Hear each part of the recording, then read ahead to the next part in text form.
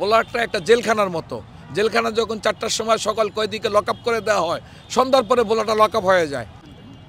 আমরা ভোলা বরিশাল ব্রিজের দাবিতে আন্দোলন করে পায়ে হেঁটে আমাদের ছেলেরা সহ আমরা ঢাকা শাহবাগে অবস্থান করছি। এই ব্রিজটা না থাকাতে আমাদের অনেক সমস্যা হচ্ছে। আমাদের বাংলাদেশের একমাত্র স্মার্ট সিটি বসুন্ধরা এখন আরো নিরাপদ, আধুনিকতায় আরো এক ধাপ এগিয়ে। ব্রিজ না থাকায় ভোলাটা একটা বিচ্ছিন্ন দ্বীপ হিসাবে পরিগণিত হয়। যখন আমাদের কেউ অসুস্থ হয়ে পড়ে, আমরা যখন ভোলা একমাত্র হাসপাতাল নিয়ে যাই, যখন সুন্দর চিকিৎসা সেবা দিতে না পারে তখন তারা বরিশাল বা ঢাকা রেফার করে।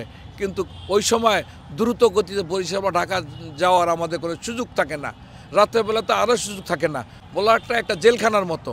জেলখানা যখন 4টার সময় সকল কয়েদিকে লক আপ করে দেওয়া হয়, সন্ধ্যার পরে বোলারটা লক আপ হয়ে যায়।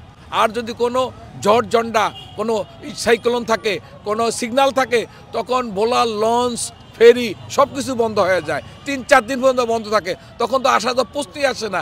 বলেন আমরা তখন কী মানবতা জীবনযাপন করি? সুস্থ চিকিৎসার ব্যবস্থা আমাদের হচ্ছে না। কোনো প্রয়োজনে আমরা ভোলার বাইরে যেতে পারছি না। ভোলার বাইরে যদি কোনো মৃত ব্যক্তিকে ভোলা আনা হয় দাফন করার জন্য, তখন সে হয় চাঁদপুর বসে থাকে, না লক্ষ্মীপুর বসে থাকে, না বরিশাল বসে থাকে। 3-4 দিন ভোলা যেতে পারে না।